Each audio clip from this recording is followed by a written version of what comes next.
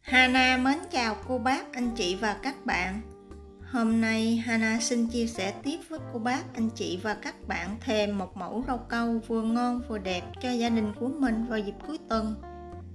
Từ một màu, cô bác, anh chị và các bạn có thể tạo ra bao màu hoa khác nhau. Nếu cô bác, anh chị và các bạn thích, Hana xin mời vào bếp làm cùng với Hana nhé. Để làm rau câu, trước tiên mình sẽ lấy 1,4 lít nước cho vào một cái son. Thêm vào 12g bột rau câu dẻo.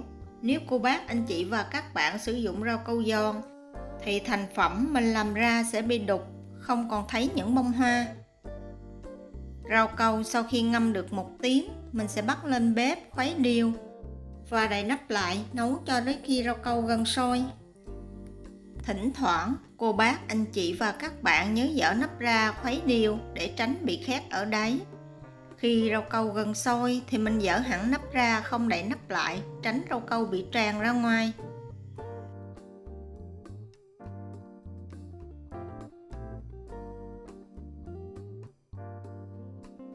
Khi rau câu sôi và tan hoàn toàn thì cô bác, anh chị và các bạn nhớ hớt cho sạch bọt để một chút mình làm rau câu được trong. Sau đó mình sẽ thêm vào 180g đường cát, 1/2 muỗng canh vani nước. Mình khuấy đều và nấu cho đường tan.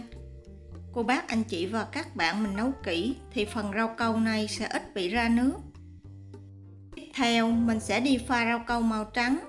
Trong một cái son nhỏ mình sẽ múc ra khoảng 500ml nước rau câu trong. Thêm vào 50g sữa đặc có đường, 200ml nước cốt dừa. Mình khuấy đều và nấu sôi trở lại. Phần này cô bác, anh chị và các bạn đừng đun sôi quá mà rau câu bị lợn cợn không đẹp. Tiếp theo mình sẽ đi chuẩn bị màu. Hana đun sôi 80ml nước. Sau khi nước sôi cho vào khoảng 20 hoa đậu biếc khô. Mình khuấy đều và nấu thêm 3 phút nữa cho hoa ra màu. Sau đó để qua một bên. Để làm màu vàng mình cần có 1/2 muỗng cà phê bột nghệ.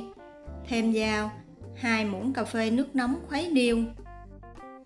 Bây giờ mình sẽ đi pha màu. Làm màu vàng, Hana sử dụng 50ml nước rau câu màu trắng. Thêm vào một ít hỗn hợp bột nghệ. Màu sắc có thể đậm hay nhạt tùy ý cô bác, anh chị và các bạn mình thích.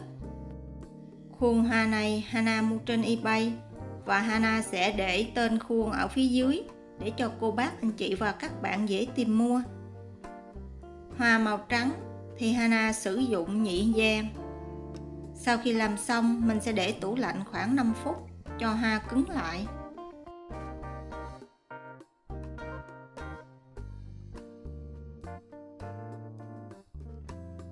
Ngược lại, hoa màu vàng thì Hana sử dụng nhị hoa màu trắng. Mình cũng làm tương tự như vậy. Cô bác, anh chị và các bạn có thể sử dụng bất cứ khuôn hoa nào mình có, không nhất thiết phải giống như của Hana. Để làm hoa màu hồng, Hana sử dụng 100ml nước rau câu màu trắng. Phần này cô bác, anh chị làm nhiều một xíu để mình pha màu. Thêm vào 1/2 muỗng canh siro dâu, mình sẽ khuấy đều để tạo ra màu hồng. Phần màu hồng, cô bác, anh chị và các bạn sau khi mình đổ hoa còn dư thì mình thêm một ít bột nghệ vào, mình khuấy đều sẽ tạo ra màu cam. Phần màu cam này sau khi còn dư thì cô bác, anh chị và các bạn thêm một ít siro dâu vào, mình khuấy đều thì sẽ ra màu cà rốt. Từ một màu, cô bác, anh chị và các bạn mình có thể tạo ra 3 màu sắc hoa khác nhau. Để tạo màu xanh, Hana sử dụng 50ml nước rau câu. Thêm vào 1 muỗng cà phê nước hoa đậu biếc, mình khuấy đều. Và đây là những bông hoa Hana vừa làm xong. Cô bác, anh chị và các bạn mình nhớ làm vừa đủ số hoa mà mình cần. Để tạo hình rau câu thì mình sẽ đun sôi 600ml nước rau câu trong. Sau đó mình sẽ múc cho vào khuôn. cô bác anh chị và các bạn mình múc dày khoảng 0,5 cm là được. Mình sẽ để rau câu nguội bớt khoảng 5 phút.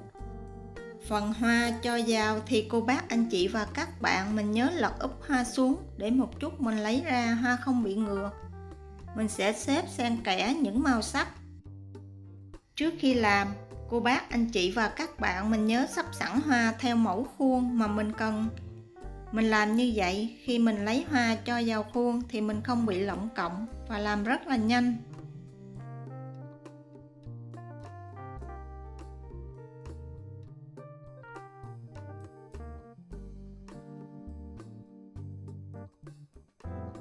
Sau khi sắp xong một lớp hoa đầu tiên thì mình sẽ cho phần rau câu trong vào. Phần này cô bác anh chị và các bạn mình đổ dày khoảng 1 cm để cho những lớp hoa được cách biệt với nhau. Lớp hoa thứ hai mình sẽ sắp xen kẽ lớp hoa thứ nhất. Khi xong lớp hoa thứ hai, mình cũng cho rau câu vào dày khoảng 1 cm. Sau khi xếp hoa đầy đủ vào khuôn thì mình sẽ đun sôi phần rau câu còn lại. Để cho phần rau câu này không bị tách lớp, trước khi cho vào thì cô bác anh chị và các bạn mình nhớ xăm đều. Để tạo lớp nền gợn sóng cho những bông hoa đẹp hơn thì mình sẽ dùng một cái bàn bào đu đủ. Mình sẽ bào nhẹ phần lớp rau câu trong này. Mình sẽ loại bỏ phần rau câu trong mình vừa bào xong. Sau đó đun nóng phần rau câu trắng và cho vào khuôn dày khoảng 2 cm. Để tránh rau câu bị lợn cợn trên mặt không đẹp thì Hana sử dụng một cái rây để luộc rau câu cho được mịn.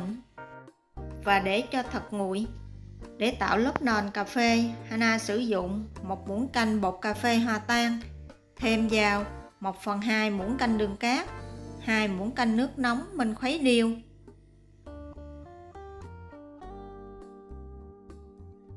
Đun nóng khoảng 200 ml nước rau câu trong, thêm phần nước cà phê vào khuấy đều và mình nấu cho thật là sôi.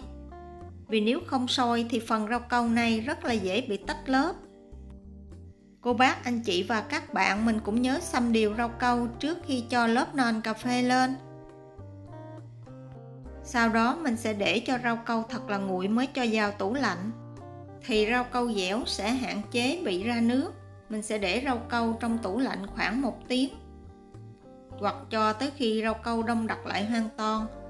Và đây là thành phẩm của Hana vừa làm xong. Màu sắc rất là bắt mắt, hương vị thì thật là thơm ngon.